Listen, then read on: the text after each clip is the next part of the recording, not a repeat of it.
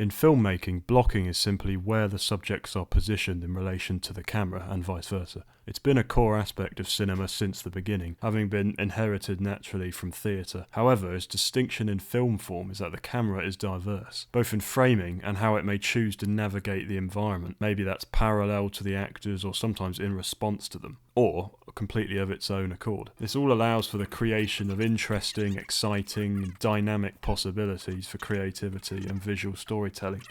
But generally, it is the responsibility of the director to realise these opportunities and to make important choices regarding the blocking of a scene. This project is an investigation of blocking in film and TV, and in looking at its evolution, analysing different strands and approaches to blocking that are useful for different purposes, all the while considering the feeling that is being captured and perhaps the feeling that it might evoke in the audience. Using this research on my own creative tests to learn how best to execute these techniques and what can maybe be changed.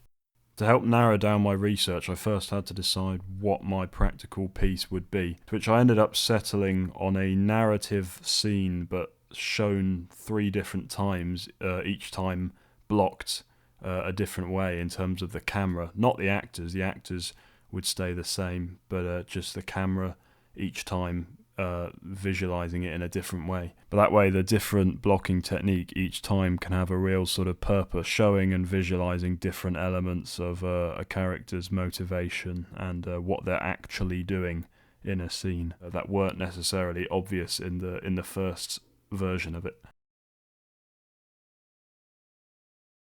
So first I really had to research the very earliest type of film blocking. So I looked at a lot of examples from the 1920s and the silent era in general to sort of try and gauge what techniques can be used even with such limitations. The general was the main one I honed in on, as I think Buster Keaton's work shows all the possibilities at once. There's certainly an emphasis on showing characters and situation within the location, the wider picture of what is going on. I wanted to stick to this idea, doing this first version entirely like one master shot, creating intrigue about this scene and prompting the audience to question what's happening. I realise this is more likely if there's some sort of primary situation between 2 individuals, but with other things clearly happening around them, hence the inspiration for the scene's context. The main takeaway I got from all this is that the eye line is very important, of where each character is looking, especially if they're looking at each other. That will really tell the audience the most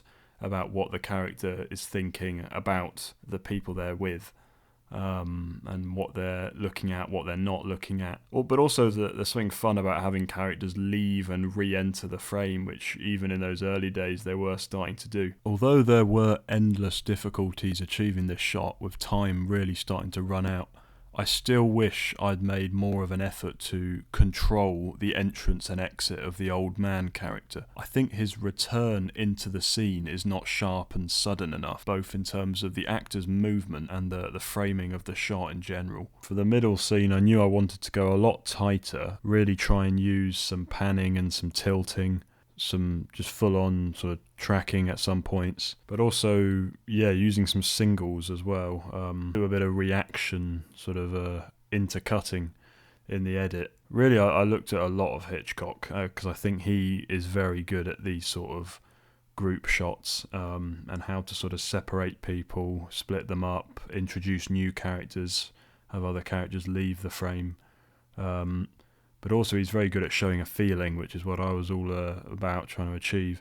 So the feeling of restlessness, a character who can't really sit still and keeps sort of moving back and forth, and then the way the camera panning with them and following them can really sort of highlight that. That was something I wanted to try and implement myself, as well as having a character just positioned behind another sort of 2 characters and using editing to just cut to a single at the sort of precise moments that they would be reacting to something, and sort of showing a sort of gradual reaction or a gradual realization through those sort of single shots, just separating them completely from the other characters in a frame, just to sort of emphasize their side of this, their sort of side of the story. I intended to use a smaller dolly for all of this, but I was told on the day by my camera crew that it was not a reliable piece of equipment and would not be practical. So with no choice but to trust them, we set about trying to achieve this complex shot on a makeshift slider setup, using a deconstructed part of the dolly. This was a nightmare, to be honest. It really limited the camera's freedom. The flexibility of it just wasn't enough, and the distance and all these things.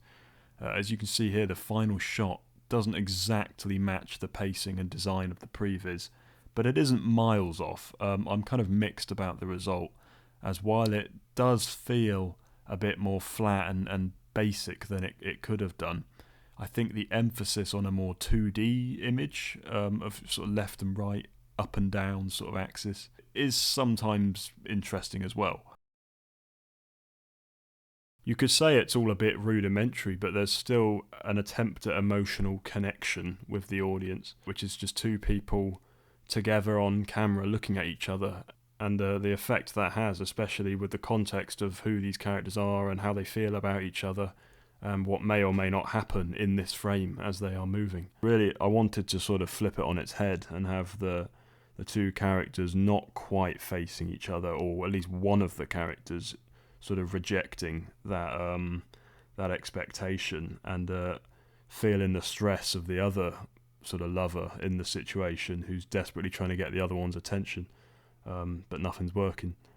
Really did want that slightly comedic and sudden entrance of the butler on the left, but it simply wasn't possible with the new layout. However, instead it kept the focus more on the desk, and that created for this interesting movement past the camera here, and momentarily framing Ben between the other two. I don't know, it's interesting, and while perhaps less comedic than I intended, I think this particular beat is made more stark and dynamic as a result. This bit here perhaps speaks for itself, but yeah, I wanted to create a real sharp distinction, really just isolate these two sort of in their own world, showing a connection, and perhaps falling into some of those sort of more traditional tropes of showing two people coming closer together, with the camera sort of pushing in as well. But I still wanted to play with eye contact too, and the angle in which the body is facing, which by putting Ben on the right on a spinny chair, that made that very easy.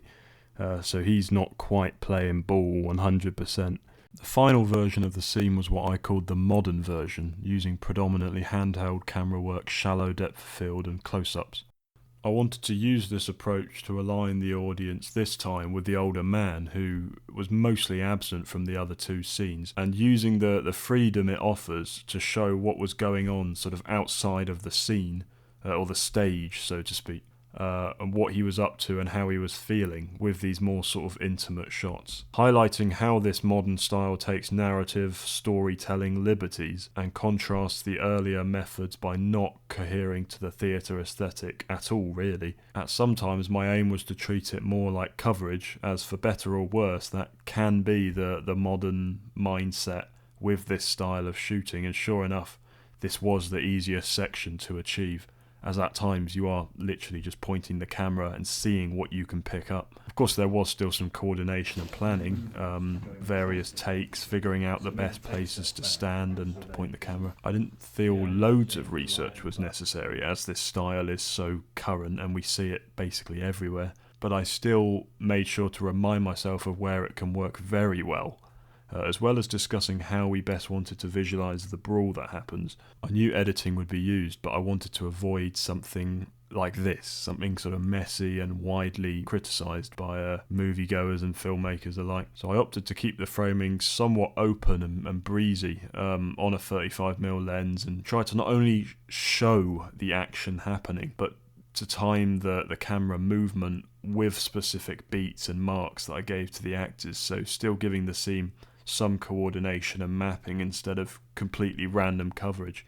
I think I prefer the previous version of doing it, the sort of slower, more precise, almost suave visual language of storytelling and revealing information. It just has a different feel, but I think that's the point. It sort of depends what feel you're looking for in a scene. If you want that sort of chaotic energy, or even just a slightly unsettled sort of handheld vibe, then I think it can work, and it can be a really interesting look.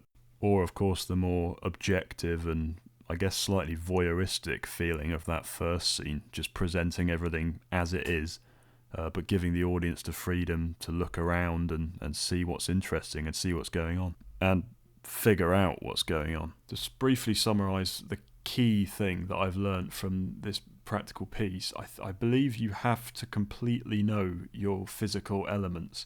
All the knowledge, research and pre-production in the world might be rendered useless if you walk onto set unfamiliar with the physical space you're using.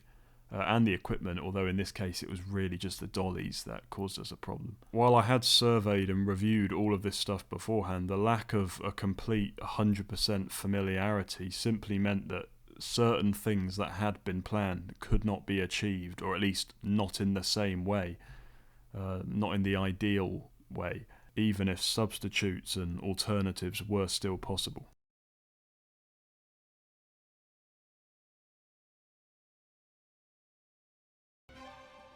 Thank you for watching, and I hope this has opened your mind on film blocking.